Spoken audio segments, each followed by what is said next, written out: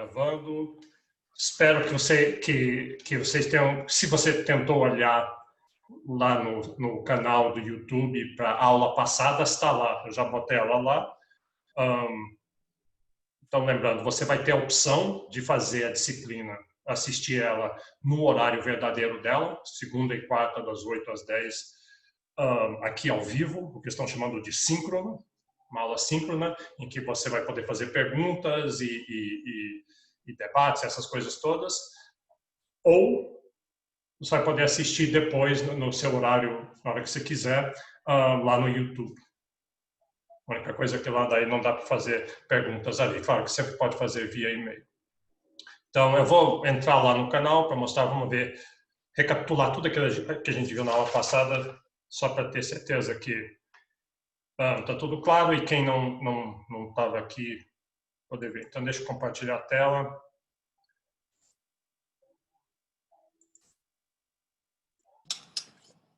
Ok, então esse aqui é o SIGRA. Todo mundo tem que estar cadastrado no SIGRA, e aí você tem suas disciplinas lá, e se você entrar em Introdução à Economia, turma C, aí você vai em turma principal, tem aqui os tópicos, o que no SIGRA eles chamam de tópicos, é o programa da disciplina. E aí você vai ver, tem assim, aula 1, aula 2, eu já botei tudo até a última aula, né?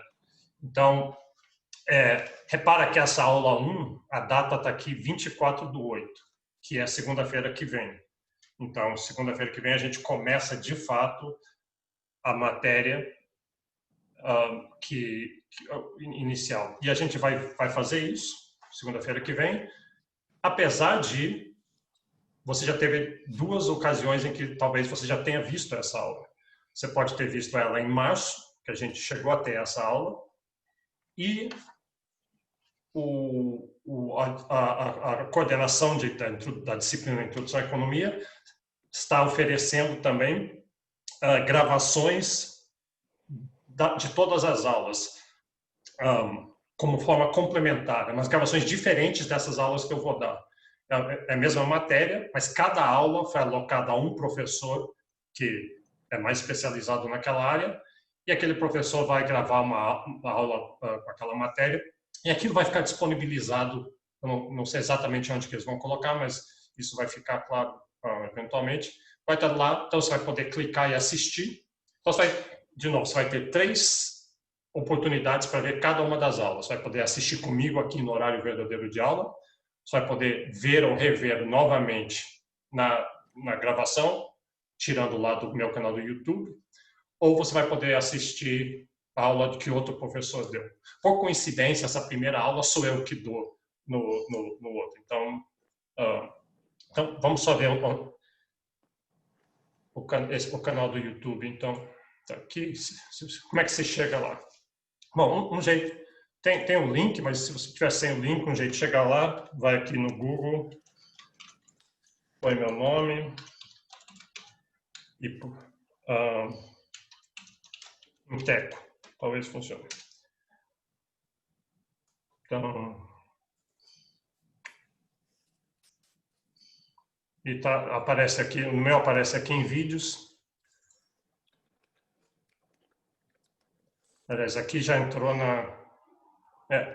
então está aqui, o site está aqui. E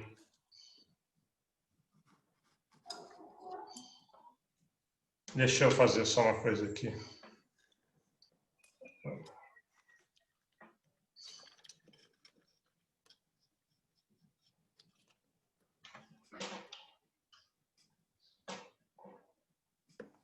Só fazer uma coisa aqui.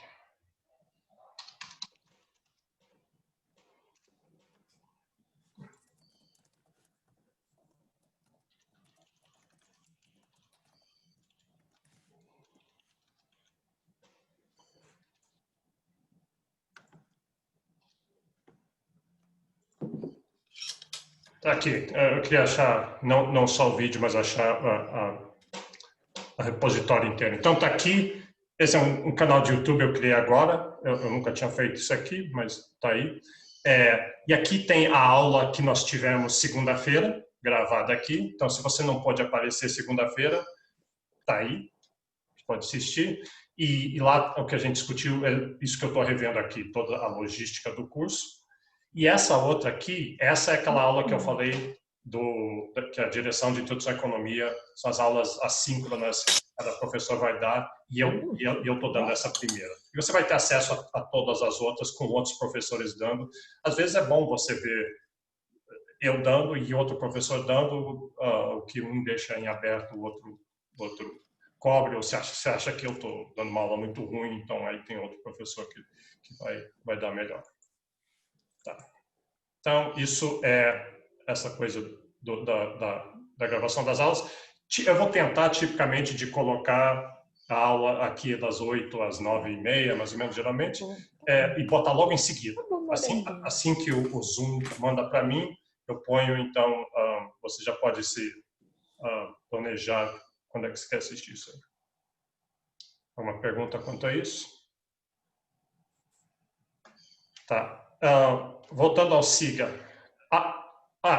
Os links para as aulas. Se você está aqui hoje é porque você conseguiu o link. Então, mas recapitulando, o protocolo vai ser: eu vou mandar um dia antes das aulas, sempre no domingo, e na terça eu mando para você o link da aula do dia seguinte. Espero não esquecer. Se eu esquecer, certamente quando chegar em cima da aula eu esqueci de mandar e eu vou mandar logo ali. Então, não se preocupe. Mas eu vou colocar também aqui no SIGA. Eu coloquei essa aula de hoje, está aqui. Eu deixei claro que é o link para a aula de 19/8, que é hoje, e não para o dia 24. Mas depois da aula, quando acabar a aula hoje, eu vou apagar isso aqui e botar o link próprio do dia 24 aqui. E cada dia você vai poder ver isso aqui. Depois eu vou falar um pouquinho o que a gente vai cobrir. E nós temos 5 controles, esse é outro tópico. Uma coisa que já às vezes vocês ficam preocupados com isso. A disciplina são 2 provas, as provas têm dia marcado. Eu acho que eu já botei aqui. Não botei aqui, mas está em algum lugar aqui. Deixa eu ver, atividades, avaliações.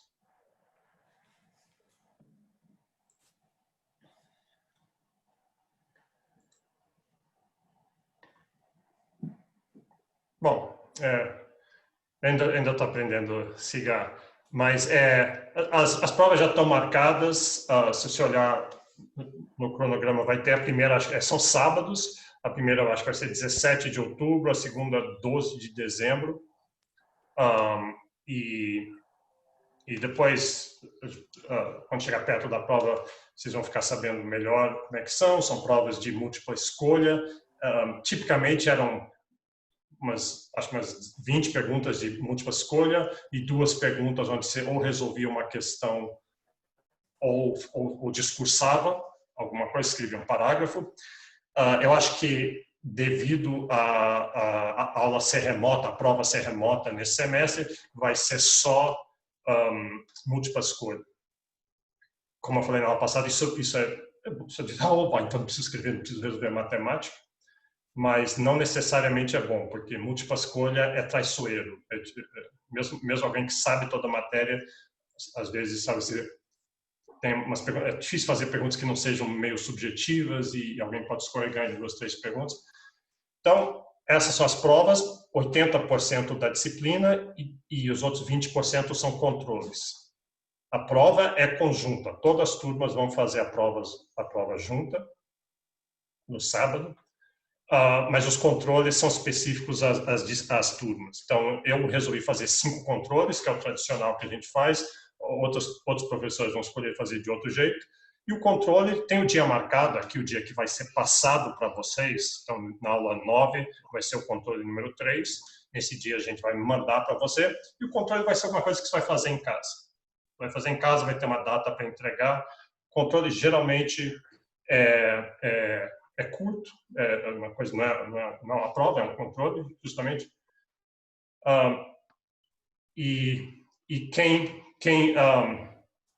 ele vai ser montado de tal jeito para esse jeito online que nós estamos fazendo, onde você vai ter consulta, você vai poder falar com as outras pessoas.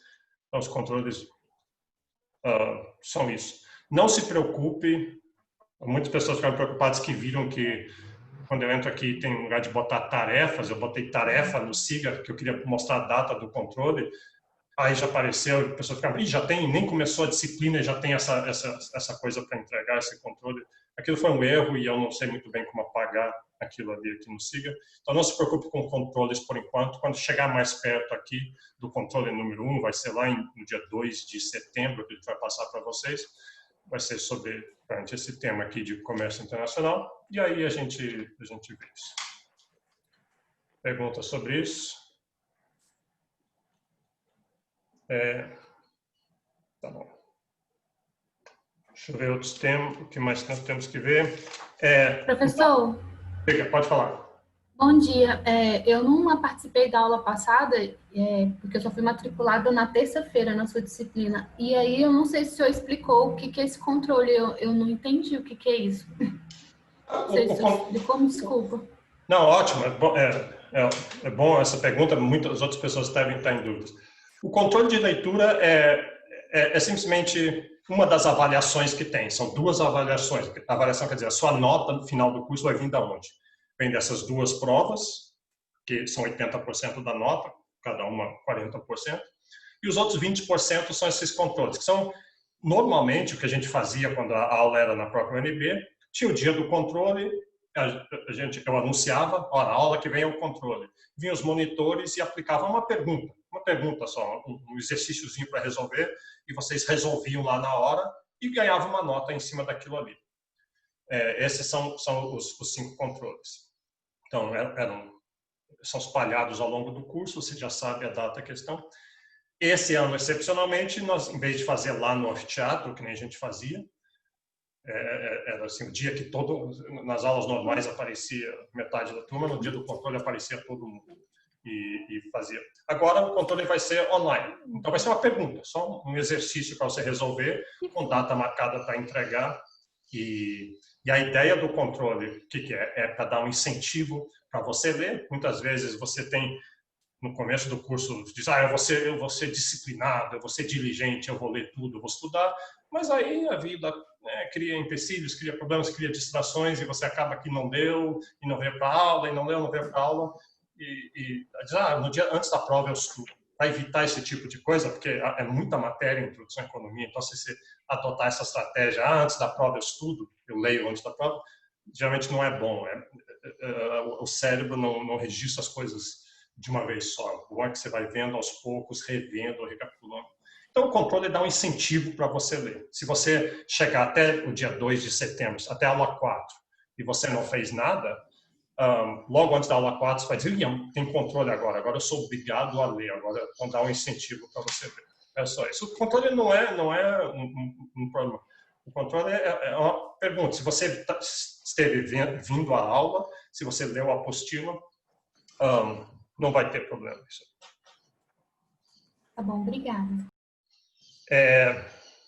E aí, lembra, se você não veio para a aula passada, se quiser rever, na verdade você nem precisa rever, porque a aula passada é basicamente isso que eu estou recapitulando aqui agora, mas está lá gravado. Apostila. Esse é um problema, eu falei na aula, existe uma apostila específica de introdução à economia, feito pela coordenação, pela monitoria e os professores de algum tempo, que você comprava nos primeiros dias de aula.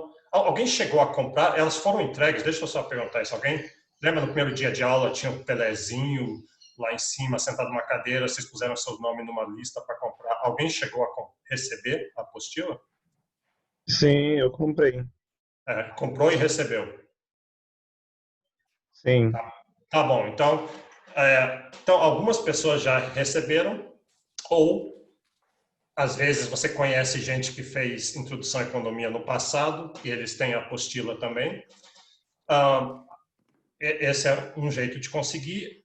Agora, o problema é que, como é que faz quem não conseguiu? Nós vamos disponibilizar partes da apostila. Acaba que tem um problema de direitos de propriedade. A gente não pode simplesmente disponibilizar tudo, mas nós estamos trabalhando para disponibilizar partes dela. Isso vai ficar, eu sei que está meio confuso isso, mas vai ficar claro aonde vocês vão conseguir isso, como vão conseguir. Então, essa é uma opção. E eu mencionei na aula passada que tem a possibilidade tem um livro de introdução à economia, que é o que a gente usava antes da apostila, e muito da apostila é parecido com ele, que é o livro do Mankiw. Então, como que consegue isso aqui? Ele existe em forma digital na biblioteca da UNB, de graça para você pegar. Se você for na minha biblioteca, se você for na BCE, deixa eu até fazer isso só para... O problema é que não está entrando, mas eu vou conversar lá com o coordenador para ver se eles resolvem isso, ver se a biblioteca resolve, ou talvez, não sei se eu estou fazendo algo errado. Mas se você vier aqui, BCE, UNB. Então, Biblioteca Central da UNB. Eu tentei várias vezes, ele chega até lá, mas o livro realmente não aparece, mas talvez... Vamos ver como é que não chega até lá, que eu acho que eventualmente o livro vai estar lá. Aí você faz uma pesquisa aqui. E o nome dele é Mankiw. Mankiw. M-A-N-K-I-W, Gregory Mankiw, mas se puser só Mankiw, entra aqui.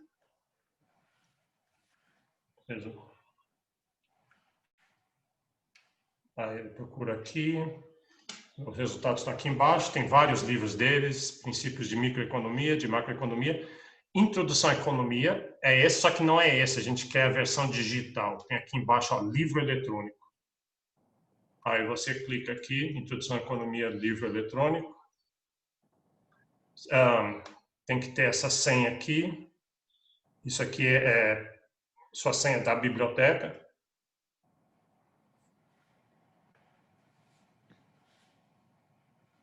Aí aparece aqui o livro e acesso via minha biblioteca.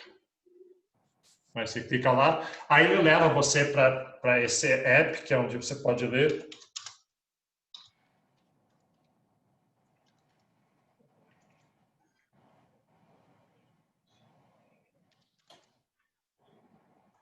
Não olhe minha senha. E aí quando você entra, aí tem esse app, eu não conhecia, não sabia que a biblioteca tinha isso, mas tem esse app de ler, só que ele chega aqui e para, por enquanto. Ele não tá baixando aqui. Eu já deixei rodar há muito tempo, mas eventualmente vai aparecer. Repara que, se você for no Home aqui, você vê que ele oferece muitos livros diferentes. Vamos até achar o Introdução à Economia aqui.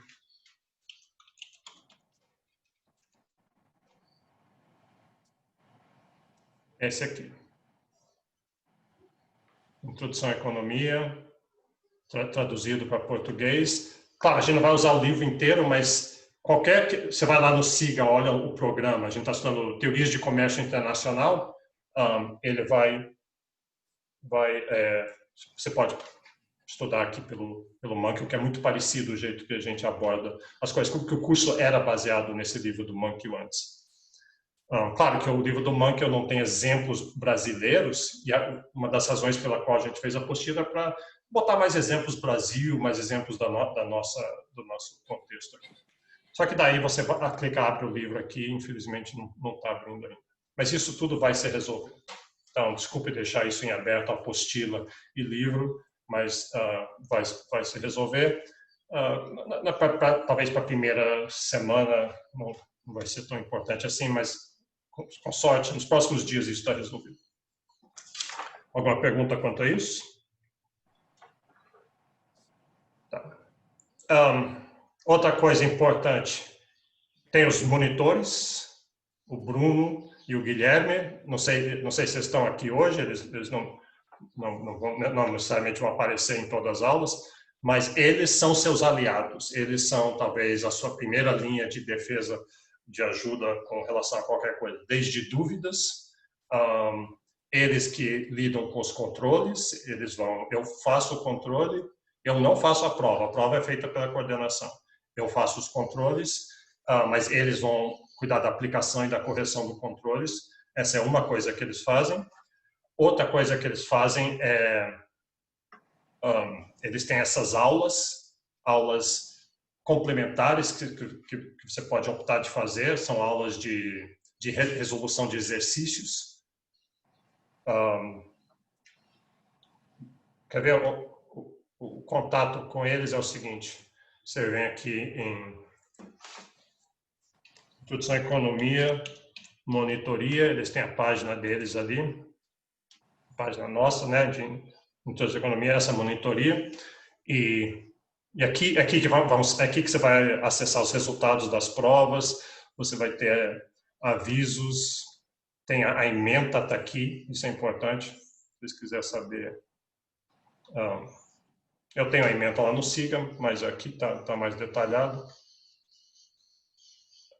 Tá vendo? Aqui a ementa do primeiro semestre. E é bom ver com eles a questão da lista de e-mails. Tem a lista de e-mails, você tem que se cadastrar, porque esse é o canal pelo qual eles se comunicam com vocês. Então, dá uma olhada aqui, o que você tem que fazer para se cadastrar no grupo de e-mails. Nós somos turma C. Vai precisar de uma senha para fazer isso e tem tudo aqui. Então, é importante fazer isso, porque a gente considera o seguinte, que qualquer comunicado feito através desses canais aqui, o comunicado está dado. Então, se for cancelado uma aula, se tem alguma mudança importante para a próxima aula, para o próximo controle, mas eu não recebi. Recebeu, porque você tinha que estar cadastrado aqui. Então essa é uma linha de ajuda para vocês, são os monitores. Outra linha de ajuda para vocês sou eu. O meu e-mail está aqui embaixo. Qualquer dúvida, qualquer problema, entre em contato comigo. Outra coisa é os slides das aulas. Eu vou usar o PowerPoint. Então, tem os slides e você tem eles à disposição. Você vai poder... O link está lá no Siga. Põe aqui. Aparece o meu site aqui.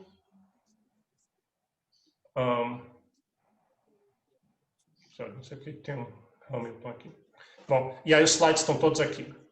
Os slides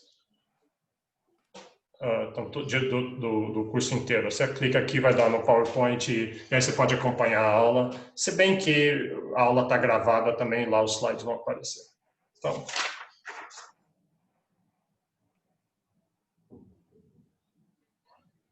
Então é isso. Eu acho que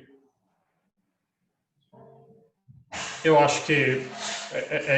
estou me lembrando da logística isso. Alguém tem alguma pergunta quanto a qualquer dessas questões? Então, deixa eu falar um pouquinho só sobre a matéria, o que nós vamos ver. Deixa eu ver, tem no chat aqui, tem questões sobre a apostila. Sim, se existe a apostila online. Oficialmente não tem apostila online, mas oficialmente eu ouvi dizer que tem umas boiando por aí. Agora tem problemas de direito de propriedade com isso. Então eu oficialmente não sei de nada sobre isso. Tá. Deixa eu botar uns slides aqui.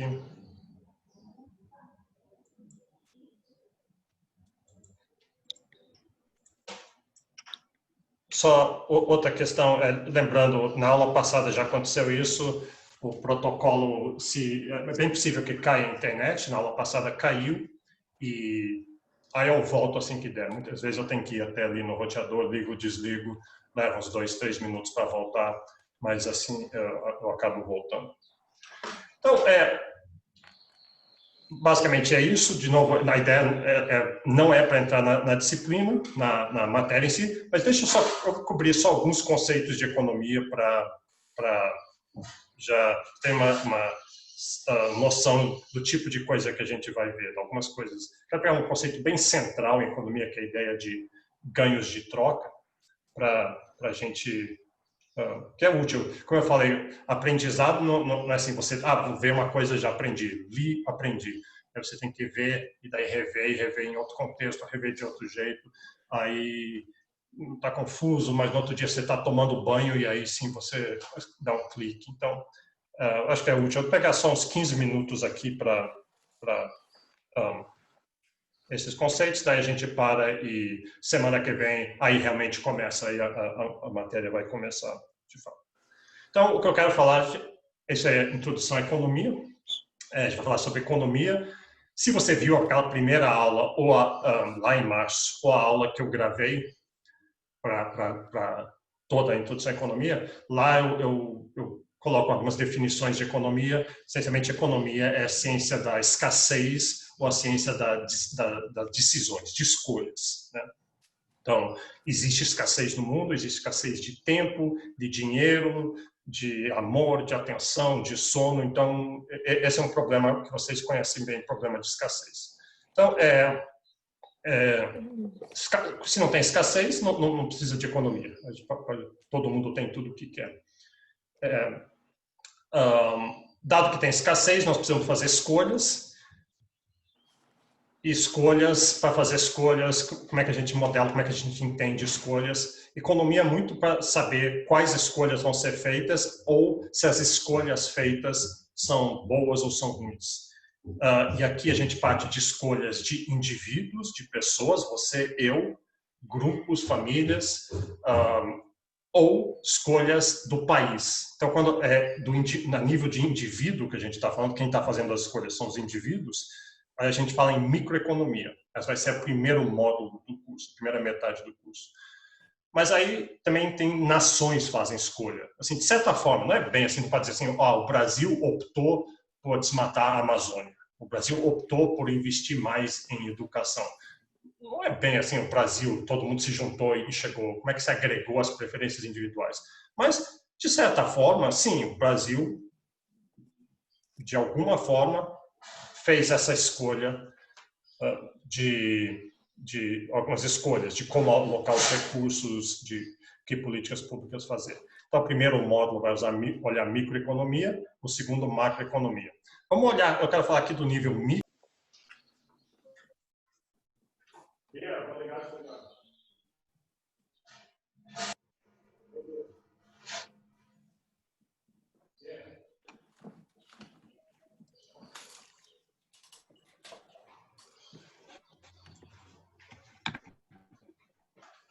Alô, oi, instantinho.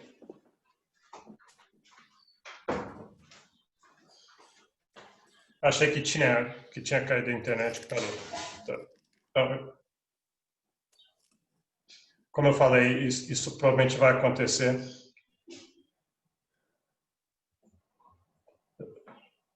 Eu estou vendo que a internet está meio instável aqui agora. Então, parece que melhorou. Então vamos olhar escolhas do nível micro.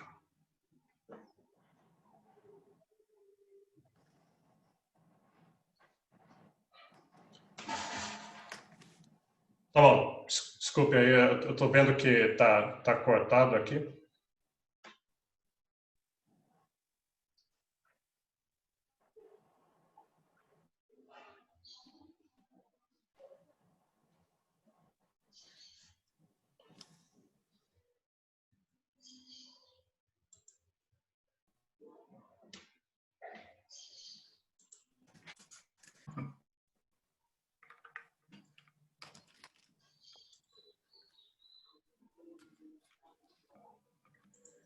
Instante, então, a internet parece que está instável aqui. Deixa eu continuar.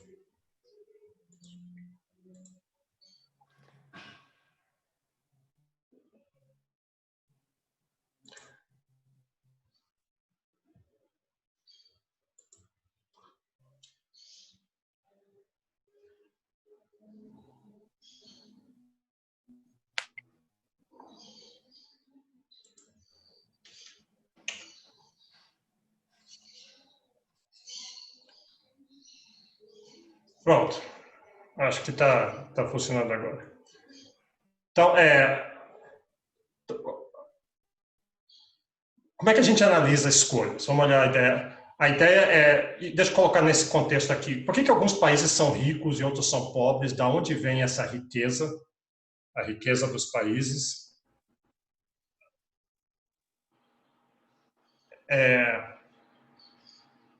ela vem da... Eu estou seguindo aqui a noção de Adam Smith, que Adam Smith lá em 1776 escreveu A Riqueza das Nações e botou no contexto de divisão de trabalho e trocas.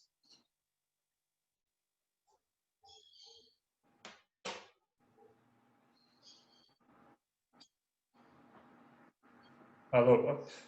Vocês estão ouvindo? Porque eu tô com meu telefone aqui e eu vejo que tá congelando o tempo todo. Vocês estão conseguindo acompanhar ou tá tudo cortado?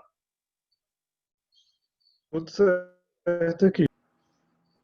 Tá tranquilo também, professor. Tá tranquilo, professor. Tá tranquilo? Desculpa. Tá. É que eu tô olhando aqui no meu telefone para ver o que vocês veem e tô vendo que tá cortado. Então, eu vou continuar. É o jeito. Então, a primeira coisa é divisão de trabalho, é especialização. Sociedades de onde vem essa riqueza? Sociedades que se especializam, cada um se especializa em uma tarefa, tem ganhos de especialização, você fica muito melhor, tem ganhos de aprendizado, ganhos de escala, ganhos de rede, várias sinergias. E aí as pessoas trocam entre si. Então, trocas são... Esse é o ponto que eu quero realçar aqui. A ideia de trocas, que trocas são está gerando riqueza quando faz trocas. Isso é muito esquisito, porque a maioria das pessoas não acha isso intuitivo. Assim, se eu tenho uma maçã, você tem uma laranja, e eu troco com você, nós dois ganhamos. Nós dois estamos melhores. Quer dizer, a sociedade está melhor quando uma troca é feita. Trocas são voluntárias, então ninguém vai estar pior, porque senão você não faria a troca. Claro, você pode errar às vezes, fez uma troca e depois se arrepende. Mas a grande maioria das trocas você faz voluntariamente. E o que eu tô alegando aqui, que eu acho que é não intuitivo, é que isso aumenta a riqueza do geral, da sociedade. Eu vou mostrar um exemplo disso aqui. E quando eu falo de trocas, não pensa só assim, eu troco uma maçã por uma laranja, um pão por dinheiro. Pensa investimento, poupança, delegação, inovação, mesmo educação. Você, ao estar aqui assistindo essa aula, você está deixando de fazer outra coisa, de ficar dormindo, por exemplo, de passear. Então, é uma troca que você está fazendo. Então, vamos ver esse exemplo. Vamos ver nesse contexto aqui, de ganhos de troca. Então, suponha esses dois indivíduos aqui, um deles é o dono do carro, esse é um Mustang, sei lá, e cada um dá um certo valor ao carro. E os valores são diferentes, isso é essencial. O valor é subjetivo, o valor porque as pessoas têm preferências diferentes, então o dono, nesse exemplo aqui, o valor que ele dá para o carro é 100 mil reais, digamos. O que isso quer dizer? Isso quer dizer, se alguém oferecer mais do que 100 mil reais, ele aceita. Se alguém oferecer 105 mil reais, ele aceita os 105 mil reais. Mas se alguém oferecer menos, oferecer só 95, ele não aceita. E o comprador também tem um valor que ele dá à disposição dele a pagar pelo carro, 90 mil. Repara que aqui não tem ganhos de troca, porque o comprador só paga 90. O vendedor só aceita mais do que 100. Então, o melhor a fazer, a melhor troca aqui, para tentar melhorar, é não fazer troca. Então, muitas vezes esse é o caso. O jeito de pensar isso é que o carro já está bem alocado. Ele está alocado àquela pessoa que dá o maior valor pelo carro. Mas vamos mudar, deixa eu mudar as preferências aqui, que é aí que as coisas ficam interessantes.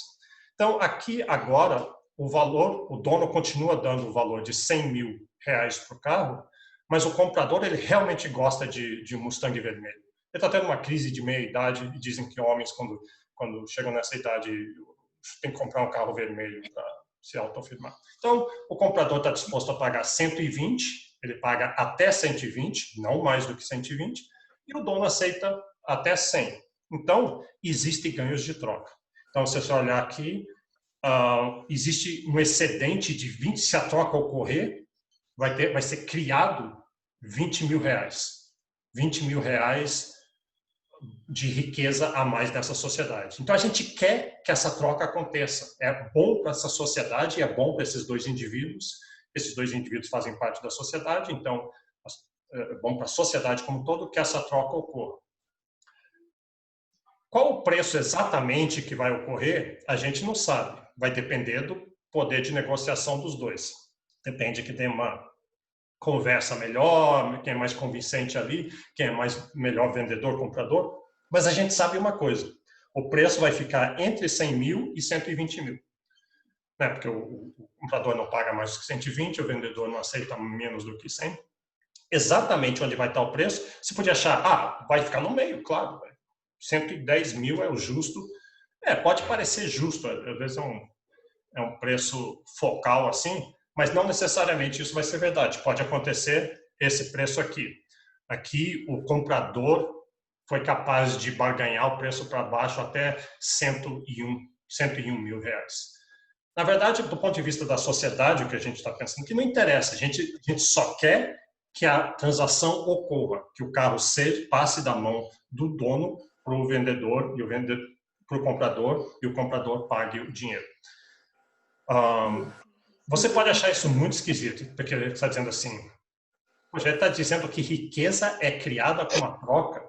E você não imagina isso. Você imagina, riqueza é criada com produção, quando alguém faz alguma coisa, quando alguém se esforça, sua, tira metais do solo, ou senta e trabalha a noite inteira. Aí sim você vê riqueza sendo gerada. E, de fato, essa é uma das fontes de riqueza que é importante. E aí tem toda uma outra parte de economia que vai olhar aquilo ali, quais são as condições que fomentam que a produção ocorra de maneira mais eficiente, melhor. Mas, além disso, essa parte de troca é essencial, e cada vez mais essencial à medida que a sociedade está mais conectada. Então, isso que é ganho de troca. E aí, você diz, poxa, então é fácil, para o país ficar rico, para a sociedade ficar mais rica, é só sair trocando, realizar todas as trocas onde há ganhos de trocas, e isso é verdade, mas o problema é que trocas não são tão simples assim. Trocas têm empecilhos, trocas têm perigos, têm incertezas que fazem com que muitas vezes você sabe de uma troca boa, que seria boa para você e boa para o outro, mas dado essa incerteza, você abre mão, não vou fazer isso, não quero correr o risco. Se você já comprou um carro usado como esses indivíduos aqui, você sabe como é isso. É cheio de incerteza, você não sabe se o outro cara está enganando você, o carro parece bonitinho, está encerado, mas será que tem algum problema grave no motor? É cheio de assimetrias de informação. E talvez você vai olhar assim e dizer, não vou fazer essa troca. Isso é muito ruim para a sociedade, porque aí uma troca viável que ajudaria a criar riqueza para essa sociedade não se realiza. Pense, por exemplo, uma empresa contratando alguém contratando alguém. É uma troca. Contratar é uma troca. Diz assim, você trabalha na minha firma, eu vou te pagar mensalmente tanto.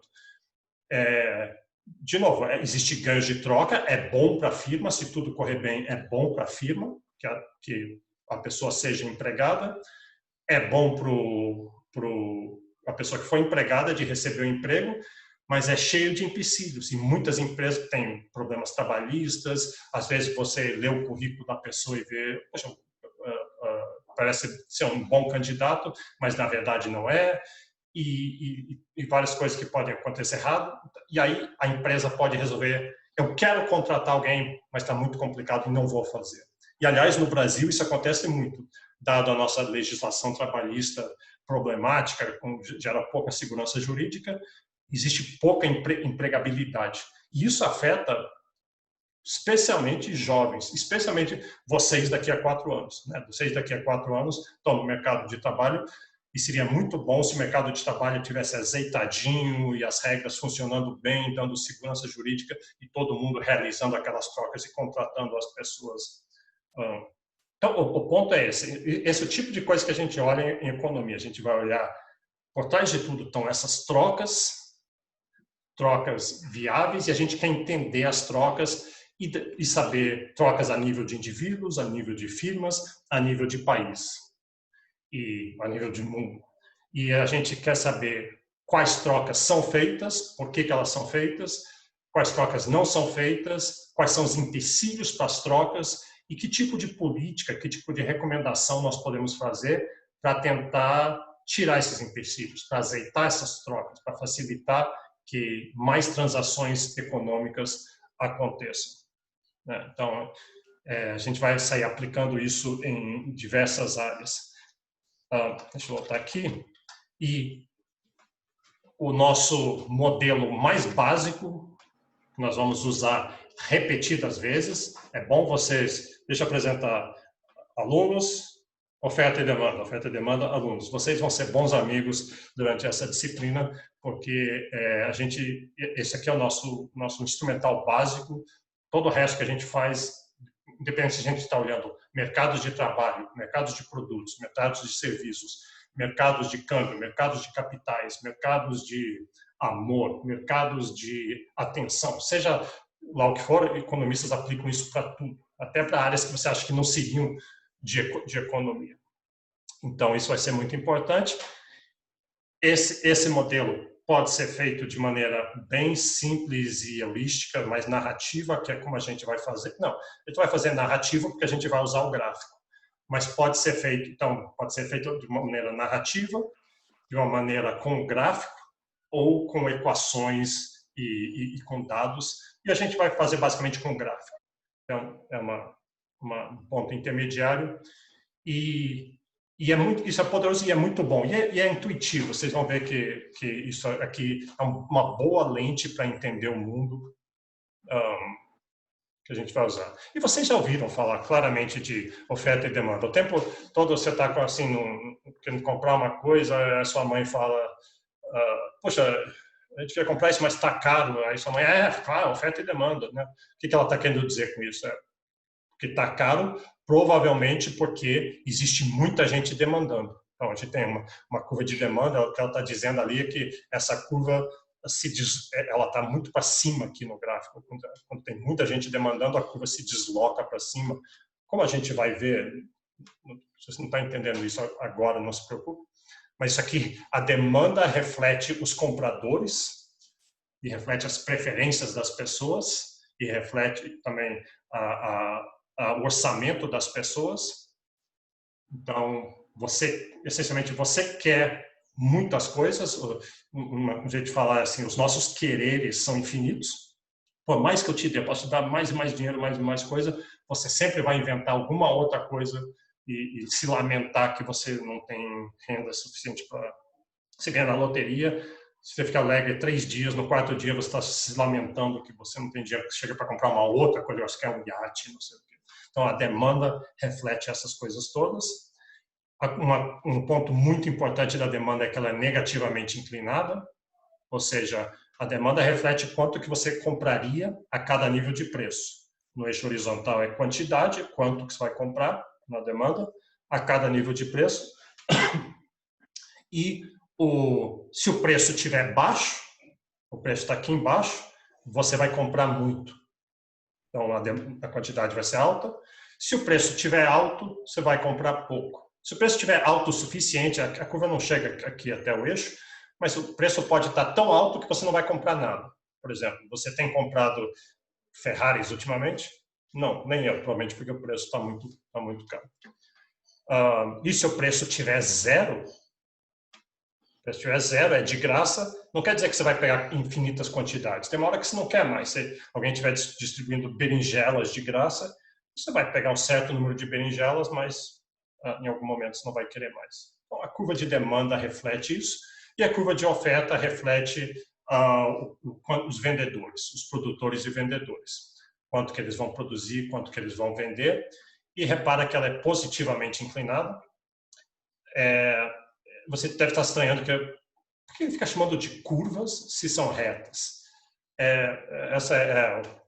A gente desenha elas retas para fazer economia de quadro negro, economia de sala de aula. Se você pegar com dados para estimar, elas não vão ser perfeitamente retas, elas têm uma certa curvatura.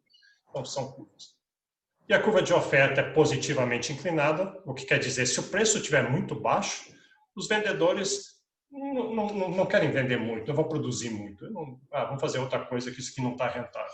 Já se o preço estiver alto, se tem pessoas dispostas a pagar um preço alto, aí tem muita gente querendo vender, muita gente querendo produzir aquilo ali. E aí a mágica que acontece com esse modelo é que quando se junta oferta e demanda, elas se cruzam em um lugar, cruzam em um ponto específico, tem umas certas premissas para garantir que vai ser um ponto só. Isso é o que a gente chama de um equilíbrio. É o equilíbrio. Então, o equilíbrio é o preço e uma quantidade que a gente prevê que esse mercado que a gente está estudando vai atingir. Quer dizer, se você olhar o mercado de berinjelas, tem pessoas querendo berinjelas, tem pessoas vendendo berinjelas.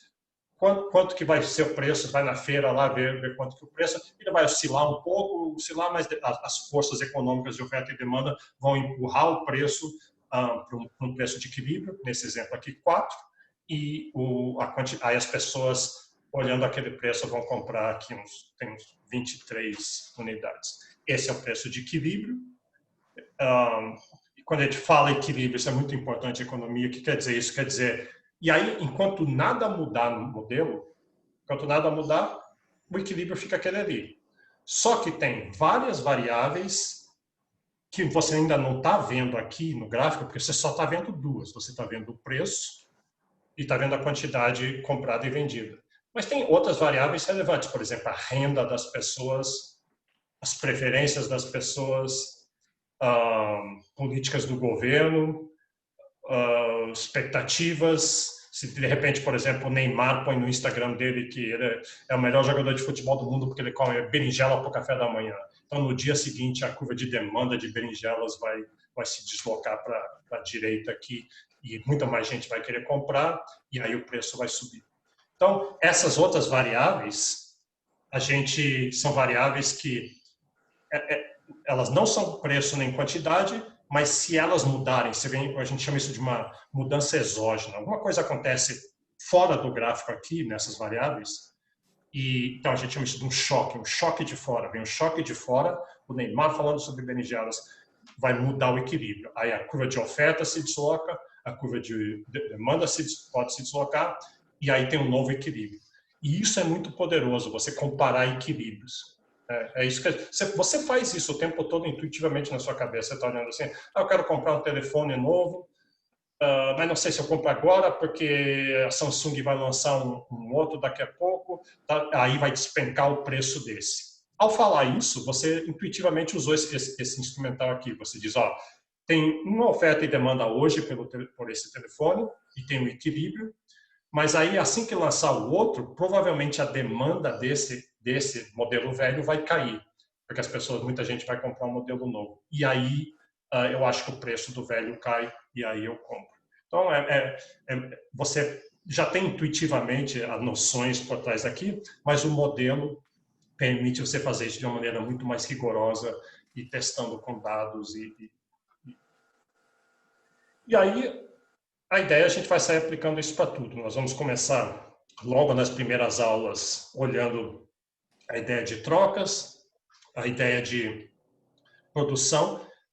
Depois vamos aplicar isso à troca entre países, comércio internacional. Vamos olhar que tipo de empecilhos, que a gente vai chamar de falhas de mercado, podem impedir trocas, e aí vamos estar numa alocação ineficiente. Que tipo de políticas a teoria econômica sugere para resolver, para ajudar essa economia que está não realizando as trocas viáveis, está deixando, um jeito de falar isso, é deixando o dinheiro na mesa. Né? Quando você realiza as trocas viáveis, você está realizando todos os ganhos de troca. Se você não está realizando trocas viáveis, você está deixando o dinheiro na mesa. Isso é ruim, isso é uma ineficiência. Então, como é que lida com as ineficiências? Tem instrumentos como impostos e subsídios e regulação e várias outras coisas. Esse é parte do que o economista faz, é sugerir esse tipo de coisa para políticas públicas. E depois, mais para frente, vamos olhar questões como como é que você mede a economia, como é que você mede a riqueza gerada, a soma dessas trocas realizadas. Então, tem a parte de contabilidade nacional, onde a gente mede PIB. Nós vamos ver 3 formas diferentes de medir PIB, que é muito importante a gente saber. O PIB por exemplo, esse ano o PIB do Brasil, talvez uma das primeiras vezes, vai cair 8%, 10%. Isso é uma queda imensa.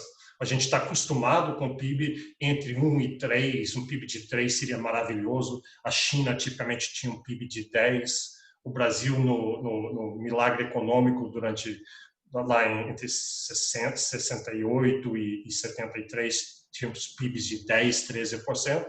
Então, o que é o PIB? O PIB é uma medida de toda a riqueza gerada durante um ano. Então, toda a produção e essas trocas acontecendo, gerando essa riqueza. Então, tem todo um instrumental para medir isso. Tem parte de índice de preços para a gente tirar a inflação. E aí, na parte final, toda uma parte macroeconômica, que vai ser o módulo 2, depois da primeira prova, onde a gente vai olhar trocas também, mas trocas a nível do país, balanço de pagamentos, o país fazendo as trocas com a China, com os Estados Unidos, exportando, vendendo, entra capitais, sai capitais, como é que a gente contabiliza isso para medir, e teorias macroeconômicas aí de entender o nível de atividade na economia. O nível de atividade, de certa forma, é quanta produção e troca está acontecendo. A gente vai ver teorias keynesianas e teorias liberais que entendem a economia de formas diferentes. Isso é uma coisa que você vai perceber. Se você está chegando aqui dizendo assim, eu vou fazer tudo isso economia porque eu quero saber qual é a verdade, eu quero saber qual a interpretação verdadeira no Twitter, no Facebook, todo mundo tem gente que fala uma coisa e fala outra. Eu vou saber agora qual é a verdade. Infelizmente, não é assim. Na academia, na universidade, entre economistas, existem várias escolas, várias pessoas que acreditam, tem uma visão da economia, vários que têm outros. O importante, e você naturalmente vai se encaixar num e no outro, isso é normal, todo mundo tem ideologias diferentes, mas o importante do instrumental, esse instrumental básico de oferta e demanda, é que ele é agnóstico. Ele é agnóstico, ele não tem ideologia. Você pode aplicar ele, é a mesma coisa que um martelo. Um modelo é que nem um martelo, é um instrumento, uma ferramenta. O martelo não é necessariamente bom para os trabalhadores, bom para o capitalista, bom para um para o outro. Depende do que você faz com o martelo. Mas o martelo é muito útil para fazer determinadas tarefas. Então, é isso que a gente vai fazer. E em introdução à economia, não vai ter essa coisa política, ideológica, né? Isso não é o ponto aqui. E no final, vai ter uma parte de economia brasileira em si. A gente vai aplicar essas coisas todas especificamente para a economia brasileira, olhando pobreza, desigualdade, que talvez seja um dos maiores problemas, a história econômica do Brasil, por que o Brasil chegou nesse ponto, a economia brasileira chegou nesse ponto que chegou hoje, quais são as patologias, quais são os problemas, quais são os caminhos para frente, vai ser uma parte final. Então, é isso, basicamente, eu fiz isso foi só para dar um sabor do tipo de coisa que a gente vai ver nessa disciplina.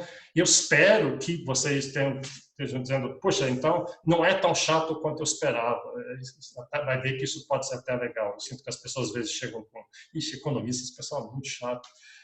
Não é, economia é muito legal. E se você, uma vez que começa a entender, tem muito a ver com sua vida. Você está imerso nesse negócio de economia. E quando você começa a ver uma lógica de como as coisas funcionam, fica muito mais interessante. Então, é isso que eu vou fazer. Eu vou parar. Estou aberto a perguntas. Luiz Almeida levantou a mão, pode falar.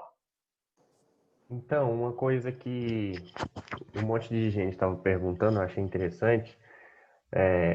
Eles disseram que o senhor não vai fazer chamada. Já foi dito que não vai estar obrigado a estar aqui na Cal. Só que eu estou em dúvida se vai ser cobrado, porque existem professores que eles estão cobrando chamada, por exemplo, você não precisa ir para a aula, mas você precisa fazer alguma coisa. Você sabe me dizer se os monitores vão cobrar com controle ou algo desse tipo? Tá bom. Obrigado pela pergunta, isso é relevante. Eu não vou fazer chamada e nessa turma não vai ter chamada. Sua nota vai ser 80% da prova, e 20% dos controles, e a nota dos controles vai ser em cima dos controles em si, então não de presença. Eu não fazia chamada quando era presencial, porque não adianta, vocês sabem disso. Eu posso fazer o que eu quiser fazer para tentar fazer chamada, se eu tentar fazer aqui na aula, vai tomar 15 minutos de tempo, vai ser desagradável, vai ser chato, e vocês vão lá de qualquer jeito, vocês vão conseguir me enganar, então não tem sentido. Então, você não precisa vir para assistir aulas síncronas aqui, mas eu recomendo que ou vocês venham ou assistem a gravação depois, ou assistam a gravação do outro professor que vai ser disponibilizada pela coordenação. Por quê? Especialmente que leiam a apostila. Essa combinação de aula e as leituras é a chave. Se você fizer isso desde o começo, acompanhando bem as aulas, quando chegar a prova, não tem aquele, vou passar uma semana estudando. Não tem, porque você já vai ter visto uma revisão rápida, vai para as aulas que os monitores vão oferecer em outro horário, eles têm essas aulas que eles oferecem. Vai ser tranquilo. Mas você... Então, está pensando assim, quer dizer que eu não preciso... Não precisa. Se você não quiser, não precisa, mas tem as provas. E as provas cai bastante matéria. E provavelmente são coisas que você não conhece, porque introdução à economia não é dado no segundo grau. E é muita coisa. É no nível superficial que a gente está dando, que é introdução à economia, mas é muita matéria. Então, acho que por isso você tem um incentivo. Eu não preciso realmente fazer presença, porque você tem esse incentivo das provas. Se é que você não está... Se você está olhando o futuro o suficiente, não está só pensando até amanhã. E, afinal de contas, vocês são adultos e isso não é mais segundo grau. Então, faz o que quiser, né? Sim, é porque minha dúvida era só isso, se vai ser cobrado, mas agora ficou claro. Não vai ser cobrado, não. No final, se você não vier para nenhuma das aulas, isso diretamente não afeta a sua nota. Só pode afetar que você pode ir mal na prova. Mais alguma pergunta, algum comentário?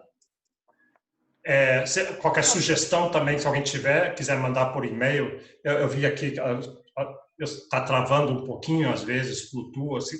Eu estou tentando articular melhor as palavras e parar de falar tão enrolado, mas às vezes eu fico empolgado, aí começo a falar assim, e aí pulo as palavras. Mas eu vou ficar melhor nesse negócio de aula online e conseguir ser mais claro.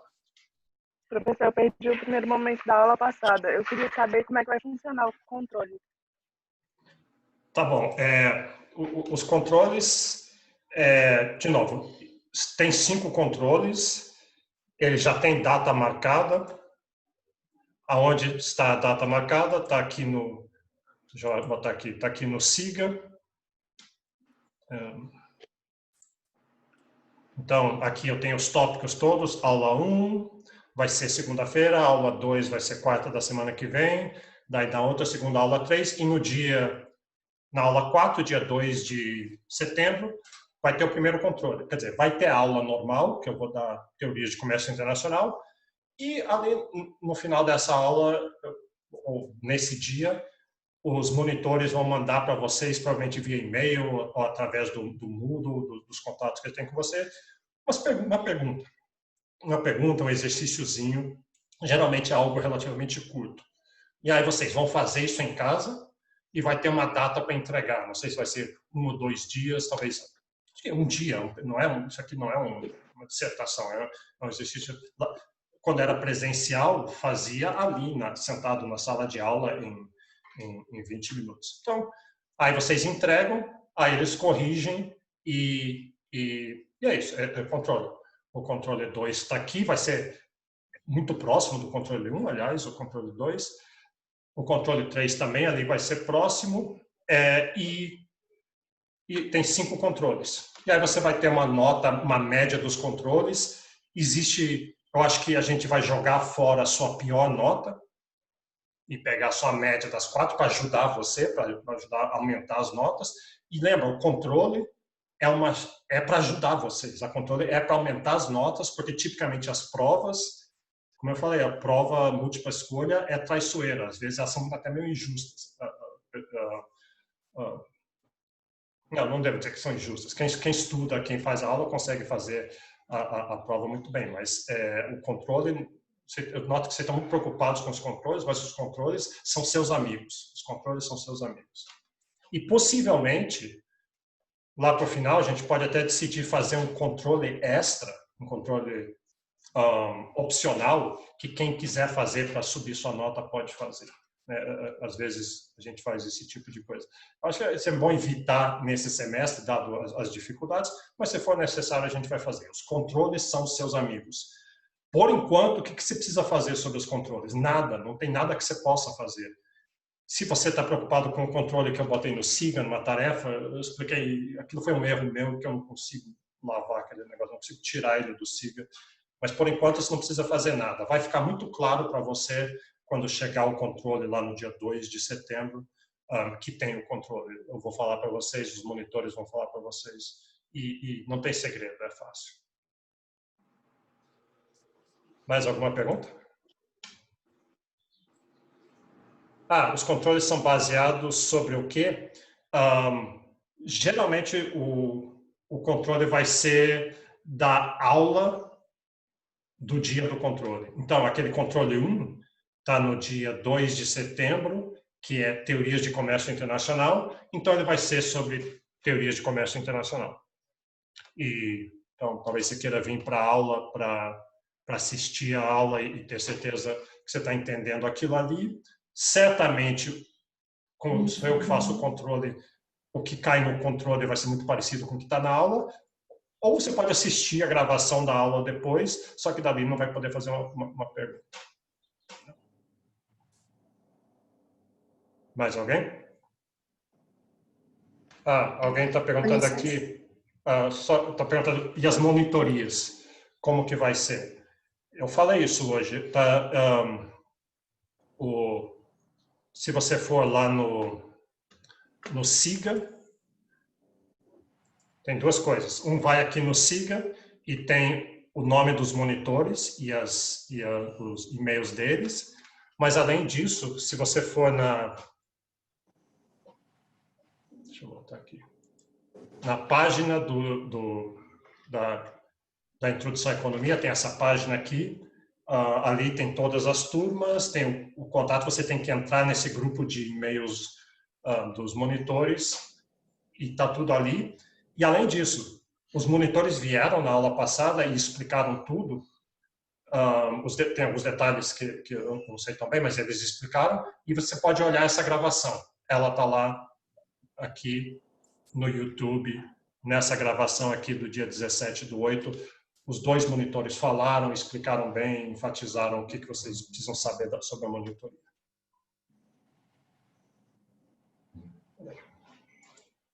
Sim, alguém tinha uma pergunta? Eu só ia perguntar, caso ninguém tenha mais nenhuma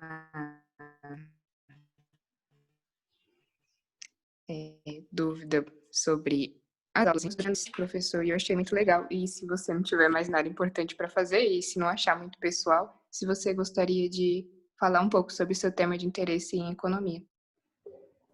Tá bom. Obrigado. Essa é interessante. Então, deixa eu falar um pouquinho só da minha trajetória em economia. Eu fui aluno de Introdução à Economia, eu fiz economia na UNB. Eu entrei em 81 em engenharia civil, fiz 2 anos, vi que não é meu negócio. Aí descobri economia, eu fiz economia, me formei em 97 e aí eu trabalhei num banco durante 2 anos, aí não gostei disso, eu fui fazer doutorado na Universidade de Illinois. Então fiz mestrado e doutorado na Universidade de Illinois, voltei e fui contratado como professor de economia. Estou aqui desde então. Então, eu já sou professor titular, eu já sou um dos velhos, né, um dos professores velhos não sei como que aconteceu isso, que parece que foi outro dia, mas de repente eu já sou um dos mais velhos do departamento. E o meu interesse particular é sobre desenvolvimento econômico e instituições. Eu vou falar um pouco disso na próxima aula, e cultura. Deixa eu só mostrar rapidamente, eu não vou falar muito aqui, mas se alguém tem interesse, acho o melhor jeito de responder essa pergunta sobre os meus interesses é ir aqui no naquela homepage que eu falei, onde você pode pegar os slides, que é do Wix aqui. Então, tem essa homepage aqui, e aqui tem a minha lista de publicações. O negócio de um acadêmico é tentar publicar. Então, esse é a gente faz pesquisa e publica. Então, elas estão aqui. E se vocês pegar, tem um livro que eu lancei recentemente sobre instituições. Um outro capítulo aqui. Eu tenho um livro sobre o Brasil. Ele é escrito em inglês, porque a ideia é atingir a maior audiência possível. Então, esse aqui é de 2016, tem uma visão muito específica sobre o Brasil, uma visão até meio otimista sobre o Brasil. E aí uma lista de publicações. Eu tenho publicações sobre coisas desde terra indígena, uma coisa recente que eu escrevi, sobre cultura, uma medida para tentando quantificar a cultura do brasileiro, assim, eu tento fazer um teste baseado nos dados se o brasileiro é o homem cordial ou não, essa ideia do homem cordial do Sérgio Buarque. Políticas públicas, regulação, criatividade, tem um modelo tentando medir criatividade, desigualdade salarial baseada em raça para o Brasil, isso feito com uma aluna de graduação. Tem uma coisa de machine learning aqui que eu estou tentando entrar, a última coisa é machine learning. E assim por diante, meio ambiente, tem até hip hop aqui, tudo isso aqui está disponível, você pode chegar e clicar. Tem uma música aqui sobre, um paper aqui sobre hip hop, tentando medir criatividade. Será que hip hop ensina a gente alguma coisa de onde vem inovação e criatividade? Então, esse é talvez um resumo pequeno sobre os meus interesses. E eu acho legal ver isso, obrigado pela pergunta, que muitas vezes as pessoas pensam, poxa, economia é uma coisa chata, fica falando sobre preços e juros e inflação. Não, economia é muito mais do que isso, é muito mais abrangente. Veja esses temas, terra indígena, hip hop, meio ambiente, crenças, cultura, homem cordial, é muito mais variado. Mais alguém? Mais alguma pergunta? Então, vou parar por aqui. Obrigado por terem vindo. Qualquer pergunta, mande um e-mail para mim, mande para os monitores, e a gente se encontra segunda-feira que vem, para começar de fato, e o link deve chegar para vocês em algum momento domingo. Então, bom dia a todos. Até lá.